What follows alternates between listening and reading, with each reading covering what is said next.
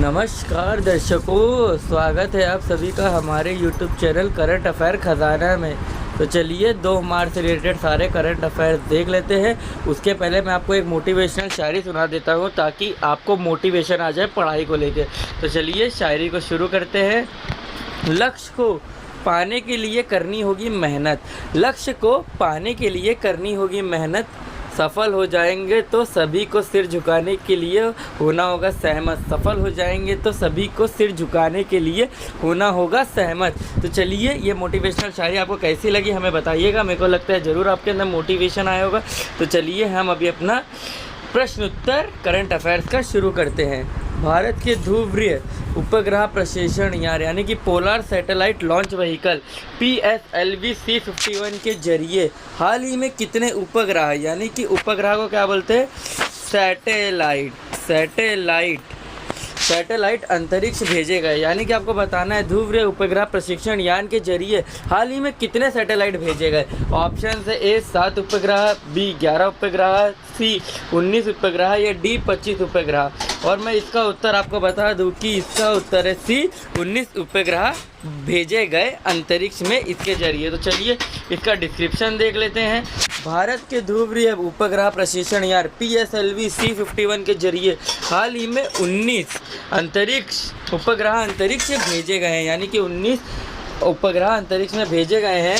ये उपग्रह आंध्र प्रदेश के श्रीहरिकोटा में स्थित Satish Dhawan space centre SDSC से लॉन्च किया गया है। आपको याद रखना है कि SDSC यानी कि सतीश धवन स्पेस सेंटर, आपको इसका नाम याद करना है। इधर से श्रीहरिकोटा में है ये, जो कि आंध्र प्रदेश में है श्रीहरिकोटा। इधर से सैटेलाइट को लॉन्च किया गया है। चलिए आगे देख लेते हैं। अम्जोनिया 1 पहला ऐसा सैटेलाइट है जो पृथ्वी की निगरानी करेगा। यानी कि इसका नाम अच्छे से आप याद कर लीजिए कि अम्जोनिया 1 जो है वो पहला सैटेलाइट है जो पृथ्वी की निगरानी यानी कि पृथ्वी पे नज़र रखेगा। तो चलिए जितने भी इससे रिलेटेड फैक्ट्स हैं मैंने आपको बता दिया। तो चलिए अब दूसरे प्रश्न की ओर अग्रसर हो जाते हैं। भारत सरकार के किस मंत्रालय ने पश्चिम बंगाल में राष्ट्रीय संस्कृत महोत्सव 2021 का तीसरा और अंतरिम संस्करण आयोजित किया है? आपको बताना है कि किस मंत्रालय ने पश्चिम बंगाल में राष्ट्रीय संस्कृत महोत्सव 2021 का तीसरा और अंतिम संस्करण आयोजित किया। ऑप्शन है A शिक्षा मंत्रालय, B विज्ञान मंत्रालय, C संस्कृत मंत्रालय या डी कौन सा है या वित्त मंत्रालय। इसका जवाब है C संस्कृत मंत्रालय ने इसको लॉन्च किया है। तो चलिए इससे रिलेटेड फैक्ट भी हम लोग देख लेते हैं। भारत सरकार के संस्कृत मंत्रालय ने हाल ही में पश्चिम बंगाल के मुर्शिदाबाद में राष्ट्रीय संस्कृत महोत्सव 2021 का तीसरा और अंतिम संस्करण आयोजित किया है। इस महोत्सव की शुरुआत स्थानीय कलाकारों द्वारा रंगारंग प्रदर्शनों के साथ हुई, जिसमें बाल गान, अलकपुकुब गान, लेटो गान, झुमकिया और रंपा लोक नृत्य शामिल है। यानी कि ये सब नृत्य हैं, गान हैं जो एक फेस्टिवल में मनाए जाते हैं। तो ये सबके नाम हैं। और लास्ट में क्या इन्फॉर्मेशन है, मुर्शिदाबाद में महोत्सव 2 दिन 27 और 28 फरवरी 2021 तक चलेगा। यानी कि मुर्शिदाबाद में 2 दिन चलेगा, 27 और 28 फरवरी तक यह महोत्सव चलेगा। अरे ये तो ख़त्म भी हो गया है। मैं आपको मतलब पिछला अपडेट बता रहा हूँ कि कब चालू हुआ था। ये भी करंट अफेयर है। तो चलिए अब देख लेते हैं अगला करंट अफेयर। हाल ही में किसने वीडियो कॉन्फ्रेंसिंग के जरिए Tanakpur Delhi JN special train को हरी झंडी दिखाकर रवाना किया है? ये बहुत ही सिंपल सा प्रश्न है, किसने रवाना किया? अभी ऑप्शन दूंगा तो आप समझ जाएंगे। ऑप्शन से A Piyush Goyal, B Ramesh Pokhriyal, C Nitin Gadkari और D राजनाथ सिंह। और इसका जवाब तो सभी जानते होंगे कि A पीयूष गोयल जी ही, क्योंकि वही रेल मंत्री है ना। तो चलिए इसका इन्फॉर्मेशन मैं आपको फटाफट दे दूँ। क्या है इसका इन्फॉर्मेशन? हाल ही में केंद्र रेल वाणिज्य तथा उद्योग, उपभोक्ता कार्य तथा खाद्य एवं सार्वजनिक वितरण मंत्री पीयूष गोयल ने वीडियो कॉन्फ्रेंसिंग के जरिए Tanakpur Delhi JN special train को हरी झंडी दिखाकर रवाना किया। क्यों वीडियो कॉन्फ्रेंसिंग? क्योंकि अभी तो कोरोना का टाइम है, इसीलिए ऐसा किया जा रहा है। उन्होंने कहा कि नए आधुनिक सुरक्षित LHB कोच वाली पुण्य नगरी जन शताब्दी ट्रेन शुरू होने से क्षेत्र में पर्यटन और कनेक्टिविटी बढ़ी। जब ट्रेन शुरू होती है तो कनेक्टिविटी बढ़ती है, एक स्टेट से दूसरे स्टेट, एक शहर से दूसरे शहर, वही वह बोल रहे हैं शॉर्ट में। तो चलिए, और इसके बारे में और एक फैक्ट है, इस मौके पर केंद्रीय शिक्षा मंत्री डॉक्टर रमेश पोखरियाल निशंक जी भी मौजूद थे, यानी कि वीडियो कॉन्फ्रेंसिंग में निशंक जी भी मौजूद थे, रमेश पोखरियाल निशंक जी भी मौजूद थे। आपको ये याद रखना, ये इंपॉर्टेंट करंट अफेयर का क्वेश्चन है, पूछ सकते हैं कि और कौन सम्मिलित थे। तो चलिए अगले प्रश्न की ओर अग्रसर हो जाते हैं। केंद्र स्वास्थ्य मंत्री डॉक्टर हर्षवर्धन ने किस राज्य में मोन मेडिकल कॉलेज का आधारशिला रखी है, यानी कि कॉर्नर स्टोन रखा है? ऑप्शन है सिक्किम, बी गुजरात, सी महाराष्ट्र या डी नागालैंड, और इसका उत्तर है डी नागालैंड में आधारशिला रखी। तो चलिए देखते हैं कि क्या है इसके बारे में इन्फॉर्मेशन। केंद्र स्वास्थ्य मंत्री डॉक्टर हर्षवर्धन ने हाल ही में नागालैंड राज्य में मुख्यमंत्री श्री नीफू रियो की उपस्थिति में मोन मेडिकल कॉलेज का आधारशिला रखी है, यानी कि उनके मुख्यमंत्री नीफू रियो की उपस्थिति में यह मेडिकल कॉलेज की आधारशिला रखी। नए मेडिकल कॉलेज की स्थापना के तीसरे चरण के अंतर्गत नागालैंड के मोन में नए मेडिकल कॉलेज को 325 करोड़ रुपए की राशि से बनाने की स्वीकृति मिली है, यानी कि 325 करोड़ रुपए का इन्वेस्टमेंट हो रहा है यह मेडिकल कॉलेज बनाने के लिए।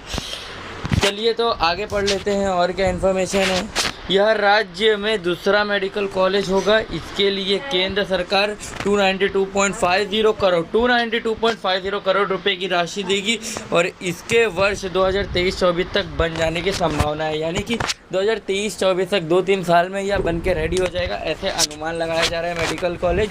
और मैं बता दूं क्यों डॉक्टर हर्षवर्धन जी आए थे, क्योंकि वह स्वास्थ्य मंत्री है, तो यह मेडिकल से रिलेटेड कोई चीज़ है, यानी कि स्वास्थ्य से, इसीलिए उन्होंने इसका आधारशिला रखी। तो चलिए अगले प्रश्न की ओर अग्रसर हो जाते हैं।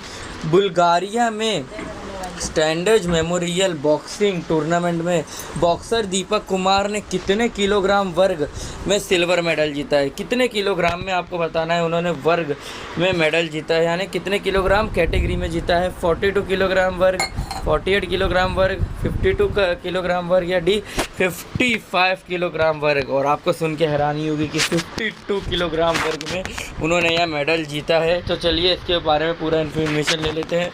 बुल्गारिया में स्टैंडर्ड मेमोरियल बॉक्सिंग टूर्नामेंट में बॉक्सर दीपक कुमार ने फाइनल में डेनियल एसेनोव ने 3-2 से हराकर 52 किलोग्राम वर्ग का सिल्वर मेडल अपने नाम कर लिया है।